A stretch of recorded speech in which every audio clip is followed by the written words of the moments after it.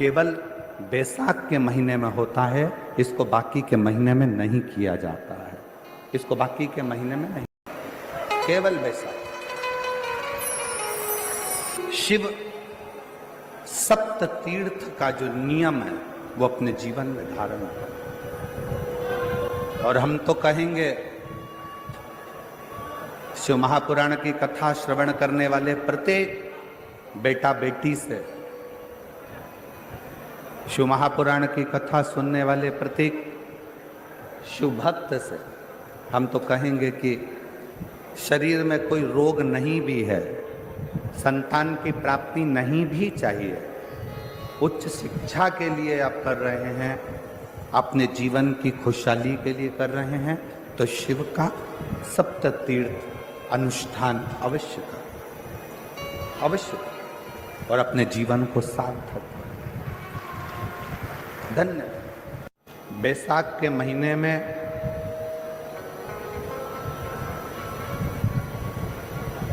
शिव सप्त तीर्थ का बड़ा महत्व है।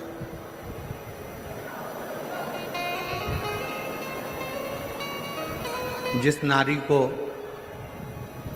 30 साल हो गए हों, बच्चे नहीं हों, 35 साल हो गए हों, संतान नहीं हो, 25 साल हो गए, 20 साल हो गए, संतान का सुख ना हो,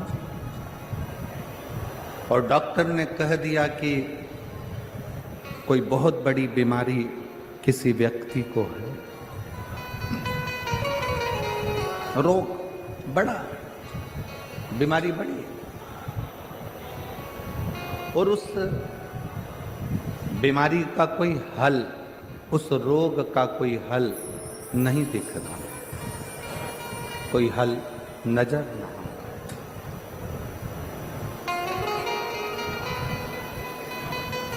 कोई हल दिख ना रहा। तो बैसाख महीने में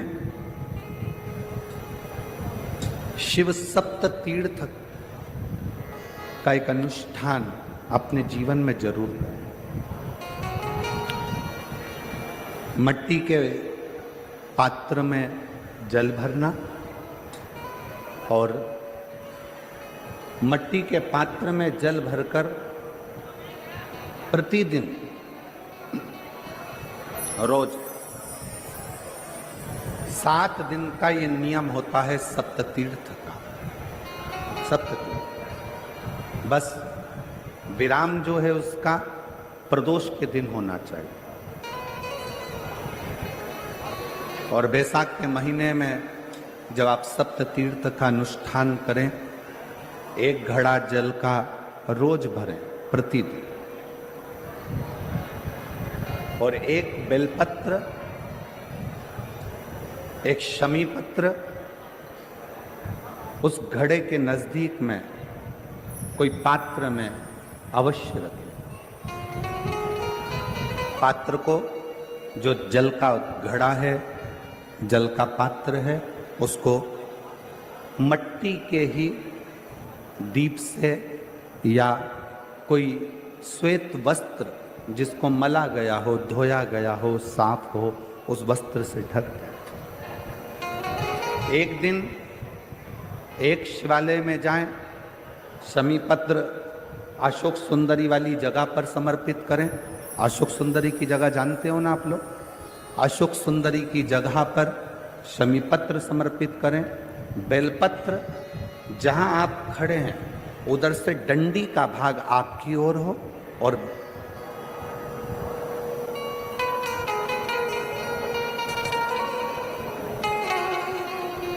जहां आप खड़े हैं वहां डंडी का भाग आपकी ओर हो, और बेलपत्र शिव जी को समर्पित करा जाए। फिर जो मट्टी के पात्र में जल है वो भगवान शंकर को अपनी कामना कर कर शिव जी को समर्पित करो। संतान के लिए कर रहे हो तो वहीं से जल को एक कटोरी में, एक पात्र में झेल लीजिए। उस जल का आधा भाग नंदी के पास बैठकर आप ग्रहण कर लो, आधा भाग अपने पति को देना प्रारंभ कर दो। कोई रोग के लिए कर रहे हो, किसी बीमारी के लिए कर रहे हो, तो वो जल आप अपने घर की देहली में प्रवेश करने के पहले अपने मुख में उसको ग्रहण कर लो। एक दिन में एक शिवालय, दूसरे दिन दूसरा शिवालय, तीसरे दिन तीसरा शिवालय। अगर अपने नगर में, अपने गांव में, अपने क्षेत्र में 7 शंकर के मंदिर नहीं हो, यदि अपने गांव में, अपने नगर में, अपने क्षेत्र में 7 शंकर के शिवालय नहीं हो, तो मिट्टी का शिवलिंग बनाकर उस पे चढ़ा, पर रोज एक शिवालय अलग होना चाहिए। प्रदोष के दिन जब आप इस सप्त तीर्थ का विराम करेंगे, उस समय पर जल, जब प्रदोष काल आए, प्रदोष काल का जब समय हो, जल चढ़ाओ सुबेरे। पर प्रदोष काल का जब समय हो, उस जल का पान उस प्रदोष काल में कर लेना। प्रदोष को, जो प्रदोष काल में उस जल को शंकर का पंचाक्षर मंत्र नमः शिवाय, षडाक्षर मंत्र ओम नमः शिवाय या श्री शिवाय नमस्तुभ्यम बोलकर प्रदोष काल में उस जल का पान करें। बाबा को प्रार्थना करें, शिव से विनय करें। ये नियम केवल बैसाख के महीने में होता है, इसको बाकी के महीने में नहीं किया जाता है। इसको बाकी के महीने में नहीं करते, केवल बैसाख। अब जरा माताएं बड़ा ध्यान लगाकर सुनिएगा, कथा चूके ना। आपको 10 जगह जाकर सिर नवाने की जरूरत ना पड़े, एक महादेव के चरणों से ही आपका आनंद सुख प्राप्त हो जाए। एक मट्टी का पात्र, और मट्टी का अगर कोई कलश है छोटा सा, उस कलश के ऊपर तांबे का कलश,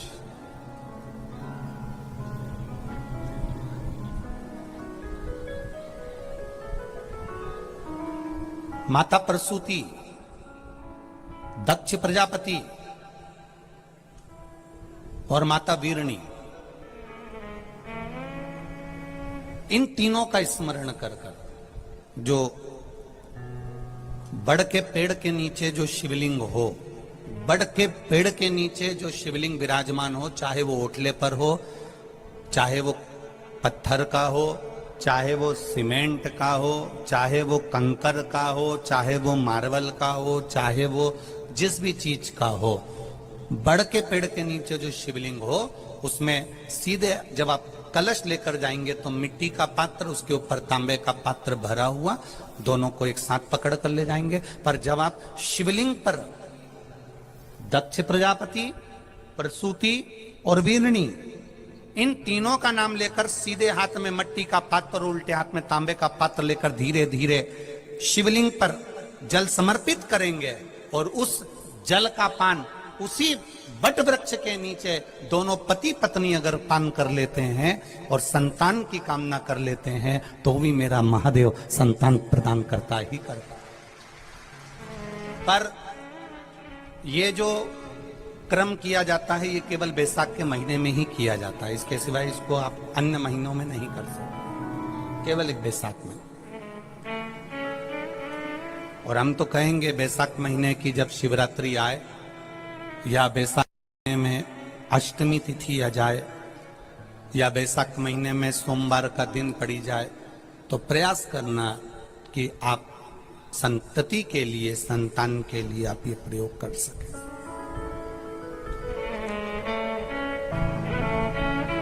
खाली न जाता कोई दर से तुम्हारे, मैं भी खड़ा हूं नंदी बाहें पसारे। बाबा आपके चरणारविंद का रस तत्व हमें प्राप्त। प्रसूति शिव महापुराण की कथा जितनी भी माताएं सुन रही हैं, जिनके घर में 30-30 साल तक औलाद भी नहीं हुई हो, 15 साल, 18 साल, 10 साल, 20 साल, अगर संतान का सुख भी नहीं है, तो वे विश्वास करता है जिसने 7 दिन की प्रसूति शिव महापुराण की कथा 7 दिन की अगर पूरी भले मोबाइल पर सुने, चाहे टीवी पर सुने, चाहे पंडाल में सुने, कामना कर कर झोली पसार कर अगर दिल से सुनेगी तो ये झोली भले 30 साल क्यों ना हो गए हो तो भी वो भरेगा जरूर, ये निश्चित है। बैसाख के महीने में पार्थिव शिवलिंग के निर्माण का, और उसमें एक बात कही गई कि जब संसार का मनुष्य मृत्यु लोक में रहने वाला मानव, मृत्यु लोक में रहने वाला मनुष्य मिट्टी के शिवलिंग का निर्माण करता है, पार्थिव शिवलिंग का निर्माण करता है, और जिस घर में पार्थिव शिवलिंग का निर्माण होकर उसकी पूजन होती है, घर का सदस्य उस पर अगर एक बूंद जल समर्पित कर देता है तो जितने घर के सदस्य होते हैं उस पार्थिव शिवलिंग के निर्माण को करने वाले होते हैं, पूजन करने वाले होते हैं, उनको 6 महीने तक किसी बड़ी बाधाओं को झेलना नहीं पड़ता, वो दुख अपने आप कट जाएगा। बैसाख का महीना चल रहा है, शंकर के शिवालय में जाओ, शिव के शिवालय में 3 स्थानों का स्पर्श अवश्य जरूर।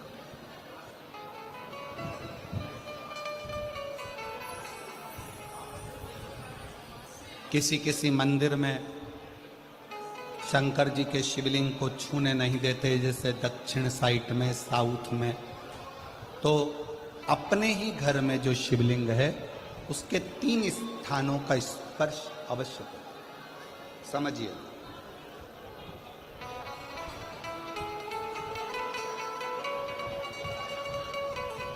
पहला शंकर भगवान के जहां से जल बहता है उस स्थान, ये जलाधारी है, जल बहता है, ये शिवलिंग है, यहाँ से जो पानी नीचे की ओर जाता है उस स्थान का स्पर्श अवश्य करें। दूसरा,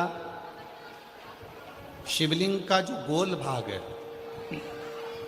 उस गोल भाग में कहीं पर भी अपनी हथेली का स्पर्श अवश्य करें। तीसरा, शंकर भगवान के शिवलिंग का जो ऊपर का भाग है वहाँ अपने अस्त्र का स्पर्श अवश्य करें। तीनों स्थान पर ब्रह्मा, विष्णु और महेश का स्मरण करते हुए जब बैसाख महीने में आप शंकर भगवान को जल समर्पित करें। शिव जी को जब बैसाख के महीने में जल दिया जाए तो दोनों हाथ से अंजलि में कलश रखकर शंकर भगवान की अपने हाथ की अंजलि में जल रखकर शिव जी को जल अवश्य समर्पित करें। 2 चीजें बड़ा स्मरण में रखिएगा। एक, बैसाख महीने में मट्टी के पात्र का जल, अभी क्या चल रहा है? फागुन। अभी क्या चल रहा है? फागुन। जब बैसाख का महीना आए ना,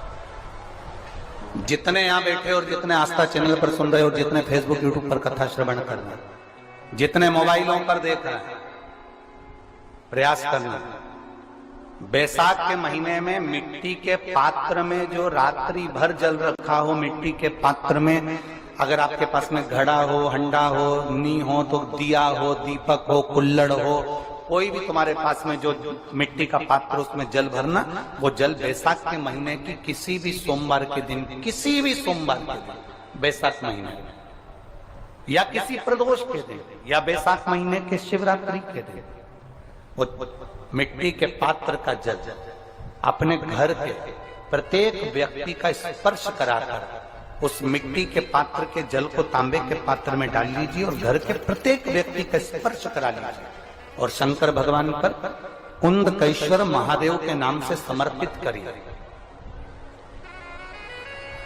कुंदकेश्वर महादेव। कभी जीवन में पीछे पलट कर देखने की जरूरत नहीं पड़ेगी, आप उन्नति की सीढ़ी की ओर बढ़ते चले जाओ। बैसाख महीने में कभी एक विचार करिएगा कि नरसिंह अवतार बैसाख के महीने में हुआ, कुर्म अवतार बैसाख के महीने में हुआ, हयग्रीव अवतार बैसाख के महीने में हुआ, परशुराम अवतार बैसाख के महीने में हुआ, माता जानकी का अवतार बैसाख के महीने में हुआ। आखिर बैसाख के महीने में, माधव महीने में इतनी महत्वता क्यों?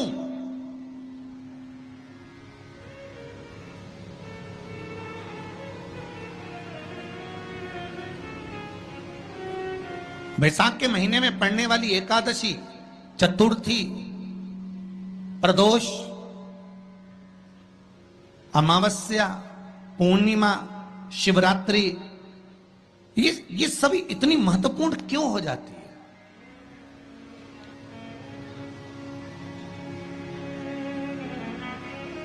इसकी महत्वता इतनी प्रबल क्यों हो जाती है?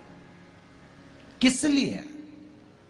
क्योंकि बैसाख का जो महीना पड़ता है, सूर्य की संपूर्ण तपन, सूर्य देव अपने पूर्ण तेज के साथ में, पूर्ण तेज के साथ में मृत्यु लोक के निवासियों पर, चाहे जलचर हो, थलचर हो, वायुचर हो, चाहे जो जीव हैं, उस पर जब किरण फेंकते हैं तो संसार का जो मनुष्य है उस पर जब ताप पड़ता है तो ताप पड़ने के कारण उसके मुख से भगवान का नाम निकल ही जाता है, स्मरण नाम निकल ही जाता है। जब उसके मुख से भगवान का नाम निकलता है तो वो भगवान की शरणागति खुद ग्रहण कर लेता है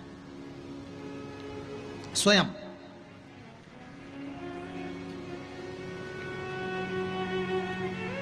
शरणागति ग्रहण कर लेना। बैसाख की पोथी पढ़ते हो आप लोग? आप में से अगर कोई पढ़ता हो बैसाख महीने की पोथी, तो उसमें एक वर्णन आता है,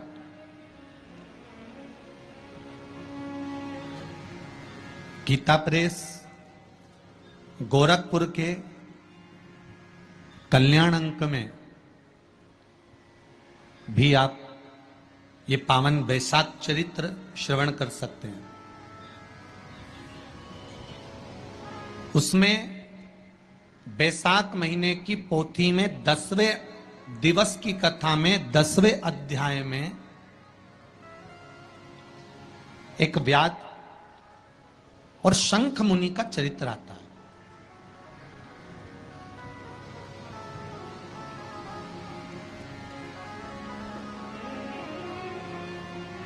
शंख मुनि एक बार निकलकर भगवान शंकर के मंदिर में जल समर्पित करने के लिए जा रहे थे और शिव मंदिर की ओर जाते जाते जाते जाते जाते जाते बीच मार्ग में चलते चलते चलते चलते और वो शंख मुनि जब शिव के मंदिर में पहुंचे, शंकर भगवान के मंदिर में जाकर उन्हें दर्शन किया,